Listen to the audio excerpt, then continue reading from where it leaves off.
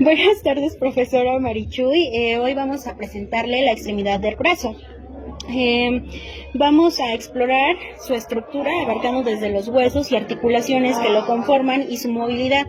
Además, también vamos a hablar sobre las lesiones más comunes, algunas fracturas y luxaciones.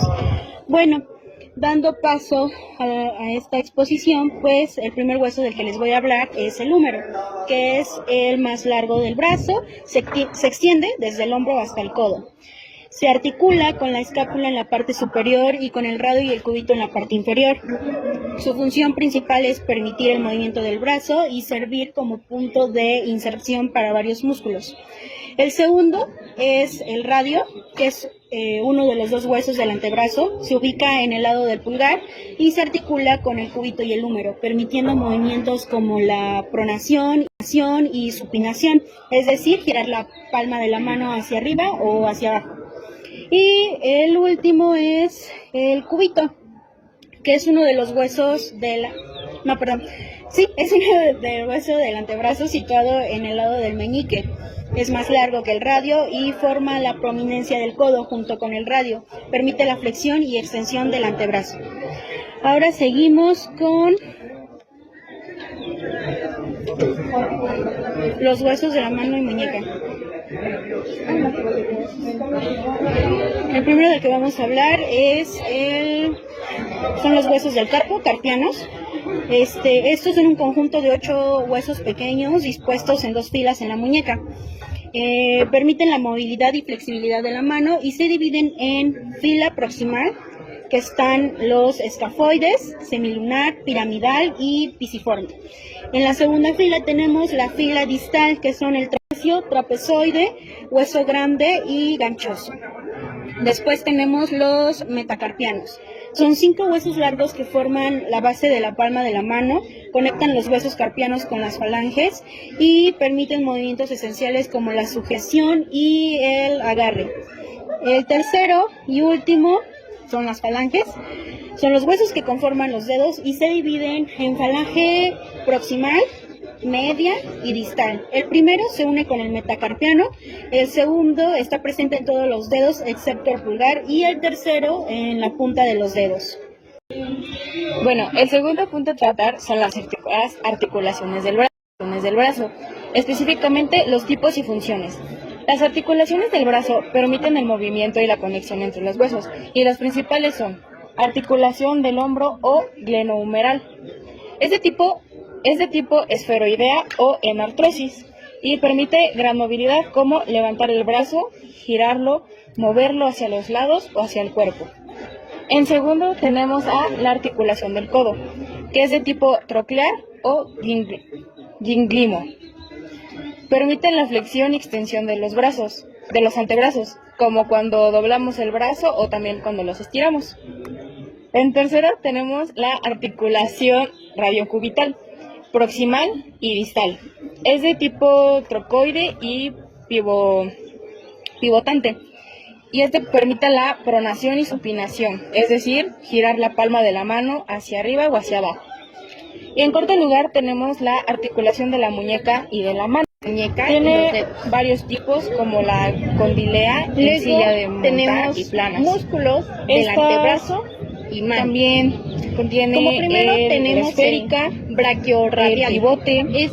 Se ubica en la parte externa y del permite antebrazo. movimientos precisos y variados Su función como es flexionar el codo, extender, especialmente cuando el antebrazo girar y mover los dedos. está Y en resumen, estas articulaciones hacen posible que el brazo tenga fuerza, precisión y una amplia variedad de movimientos. Tenemos el pronador redondo con músculos se del brazo. ubica en la parte interna del antebrazo el bíceps más cerca del codo.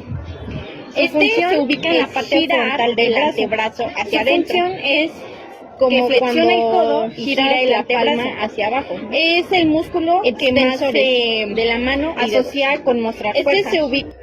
Luego seguimos con el bíceps. Su función principal es flexor del codo, trabaja incluso más que el bíceps. Como tercero tenemos el coracobraquial. Se ubica en la parte superior interna del brazo. Ayuda a mover el brazo hacia el cuerpo y flexionarlo hacia adelante. Luego tenemos el tríceps braquial. Este se ubica en la parte posterior del brazo y su función principal es que es extensor del codo y este se usa para estirar el brazo. Como quinto tenemos el anconeo. Este se ubica cerca del codo, pequeño músculo posterior. Su función es que ayuda al tríceps a extender el codo y este se ubica cerca del codo, pequeño músculo posterior. Su función es que ayuda al tríceps a extender el codo y estabilizar la articulación. Como sexto tenemos los flexores, que es la parte interna del antebrazo o lado de la palma. Su función es que permiten flexionar la muñeca y los dedos. Como séptimo tenemos los extensores. Este se ubica parte externa del antebrazo o sería al lado del dorso de la mano. Su función es que permite extender la muñeca y los dedos. Luego tenemos músculos del antebrazo y mano. Como primero tenemos el braquiorradial. Este se ubica en la parte externa del antebrazo. Su función es flexionar el codo, especialmente cuando el antebrazo está en posición neutra o como cuando se sostiene una botella. Como segundo tenemos el pronador redondo. Este se ubica en la parte interna del antebrazo o más cerca del codo.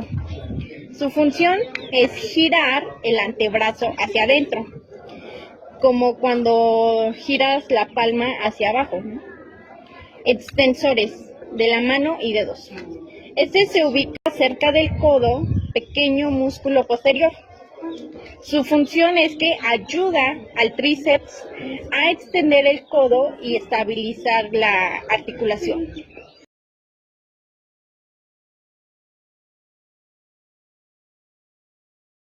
Tenemos la vena cefálica. Esta se encuentra en la parte lateral externa del brazo. Sube desde la mano y el antebrazo por la cara lateral del brazo. Pasa por el surco del pectoral, entre el deltoides y el pectoral mayor, y termina desembocando en la vena axilar cerca de la axila. Después está la vena basílica. Corre por la cara medial interna del brazo. En la parte media o distal del brazo se profundiza para unirse con las venas braquiales y formar la vena axilar. También recibe sangre de la mano y antebrazo. La vena mediana del antebrazo une las venas cefálica y basílica en la fosa cubital, en la parte anterior del codo. Es una vena común para la toma de muestras sanguíneas. La vena ulnar se ubica es una vena profunda que acompaña a la arteria ulnar a lo largo del antebrazo en la cara medial, que es el lado del meñique.